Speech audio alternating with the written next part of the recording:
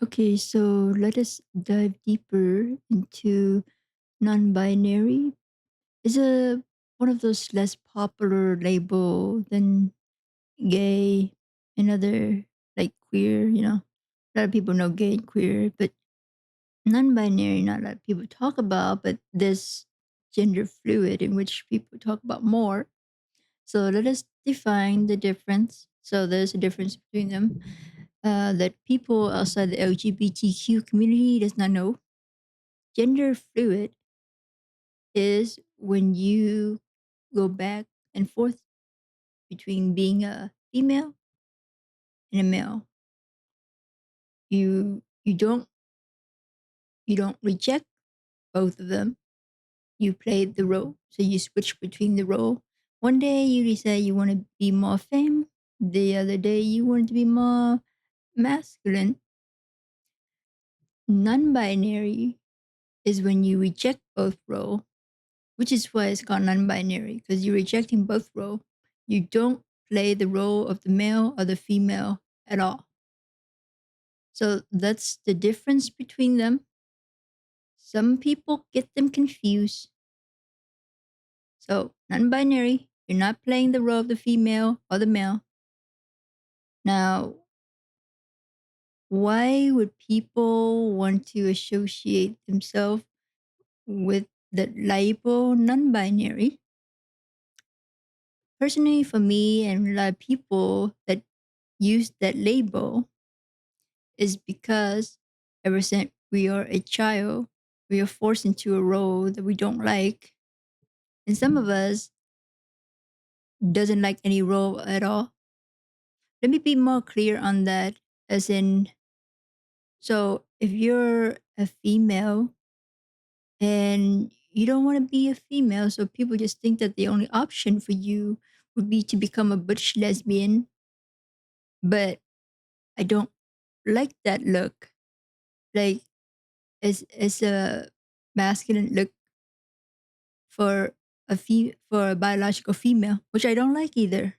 Or like if you were born a male and you don't want to be masculine, so your option would be to be a trans femme woman or something. But there's a group of people like me that doesn't want to do neither one of those. We just want to be ourselves. We don't want to go from one end to the next. There is no need to go one end to the next. I would say that non-binary, we're closer to alien. We come from another planet. We don't have any gender association with us. Where we think of an alien and it have their own thing, they don't have like male, female. It's just its own thing. So that's what it is. Now, the regardless of non-binary, gay, trans, or lesbian, all those titles, it's because the whole LGBTQ community exists because normal people in a normal society keep forcing us to play a certain role that we don't want to play. When you grow up with that certain, like, for example, let's be more clear on this. If you were born a male, you grow up in a household where your father doesn't like you being a softer male version. You say you're into ballet, you like to do ballet, and your father say no, that's too girly. You have to play football. Men play football. That's how they say it. And then you don't want to play football. Or there's a culture. The bro culture. Is when you're not masculine enough, like you're not into sport, not into football, uh, workout, weightlifting. Then they see you as like either like a wimpy nerd kid, or they pick on you, like certain body feature, the bulky one, like the bro, the football player type.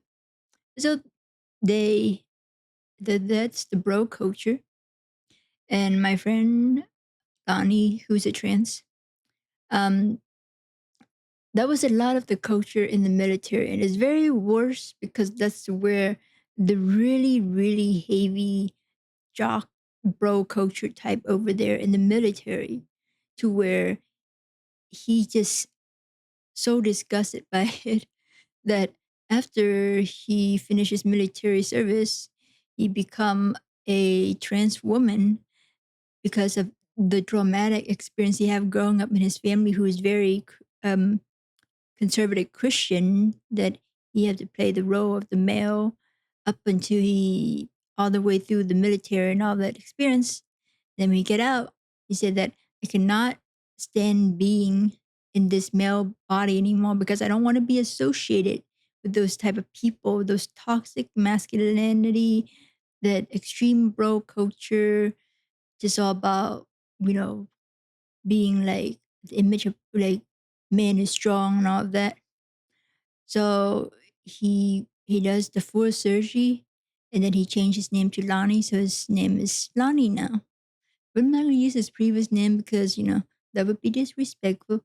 So that's the new identity, because people are having dramatic experience, and if you're from the Midwest or like some place like Ohio, Wisconsin, those states is not LGBTQ friendly, so you're more likely to get picked on, like I did, because I don't.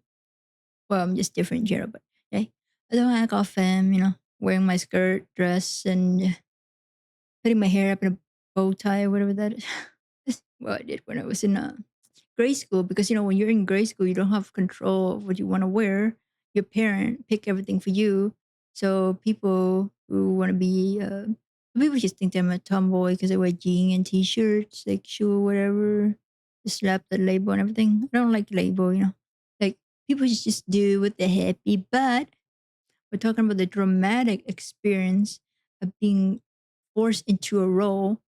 And I understand how Lonnie feel because my mother is the same way. She's very traditional Asian. She would always buy me these uncomfortable clothes, the skimpy. They show either your belly section or like just your arm. I get cold. Then it's like the short is too short.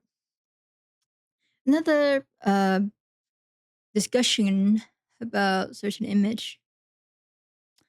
So the stereotypical female, right, is like female clothes generally are so uncomfortable. It's like, why do we have to wear this thing to be uncomfortable so that men can look at us? It's just the expectation is that we're not allowed to wear comfortable clothes, that we're like short. Can it be like medium length, like past my thigh, not like up to my butt? Like, what the heck is this? You know, it's because these in fashion industry are very traditional and very in the male and female culture thing, just slap the label on that we have these type of uncomfortable clothing we have to wear. So what about female that just want to be comfortable and wear oversized clothes because it's cozy and it's comfortable like me? They don't accommodate that. Then I have to shop in the men's section, and the men were like, "Why are you here?" It's like, excuse me, I don't have any comfortable clothes, so I need to come over here to buy oversized clothes so that I can feel cozy, like this oversized sweater over here. It's just like, if we just let people just pick whatever style that they like, like you just don't put male and female on it. Like, like some guys like those type of female clothes, that's fine with them. They can wear those. Nothing wrong with them.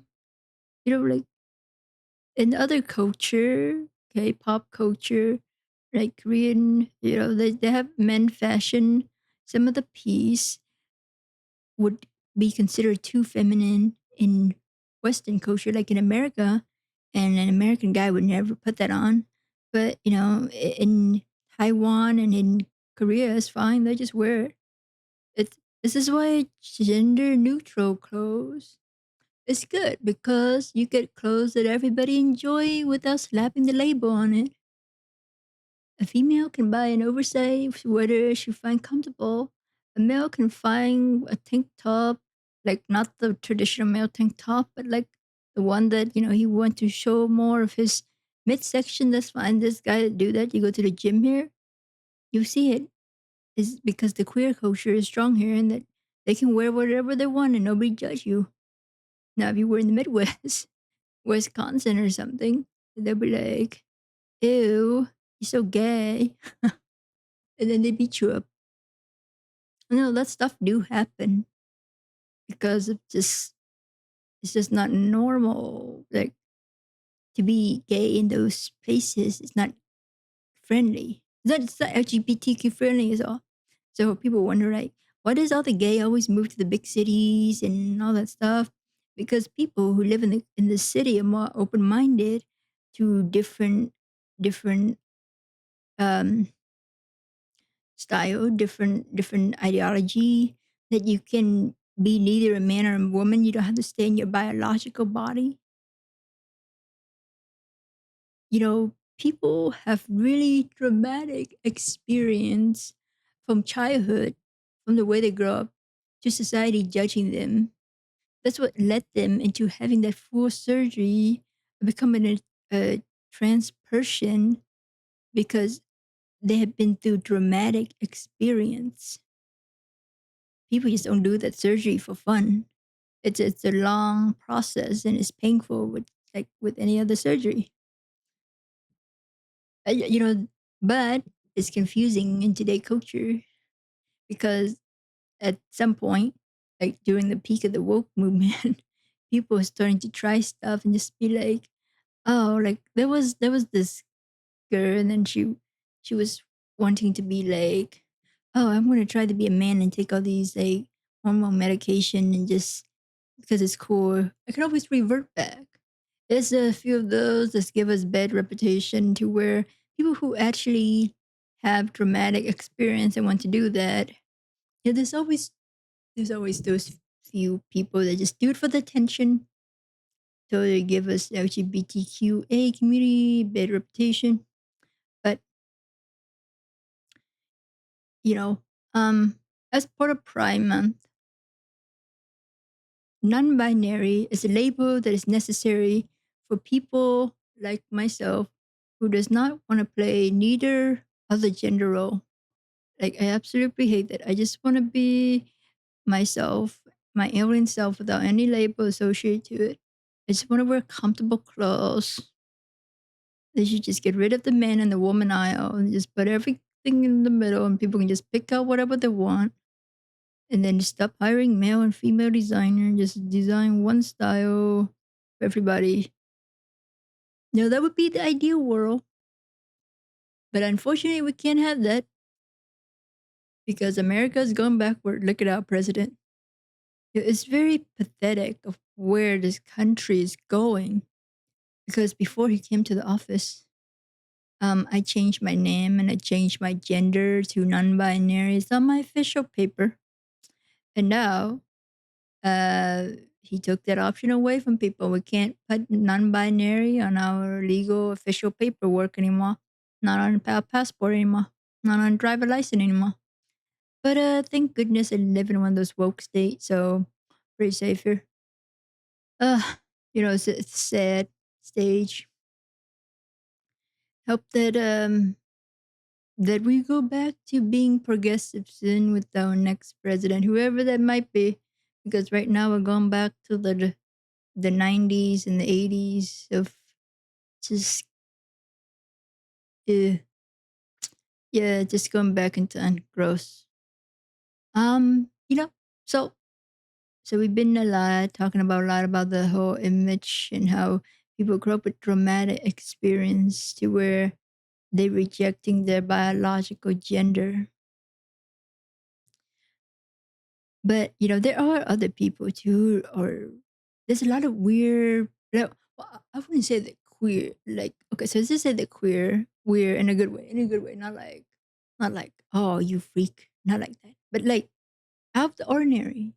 Like some people are into furry. They just want to wear the furry outfit and just walk around with it. I kind of want to do that, but there's nothing wrong with it. We should put whatever we want. on our official legal paperwork, like if you have a passport or a driver license, it's like, are you male or female? What if I want to be like an alien? Can I put that on there? Like, or if you want to be like a cat or something, you should put that on there. There was a story in the news that this girl who went to school, she wanted to not have a male or female label. She just wanted to be a cat. It's great when people do those things. It's very creative. But they were making fun of it on the news, like it's a joke, like, haha, this girl wanted to be a cat. Isn't it funny, guys? There's a whole furry community. It's great.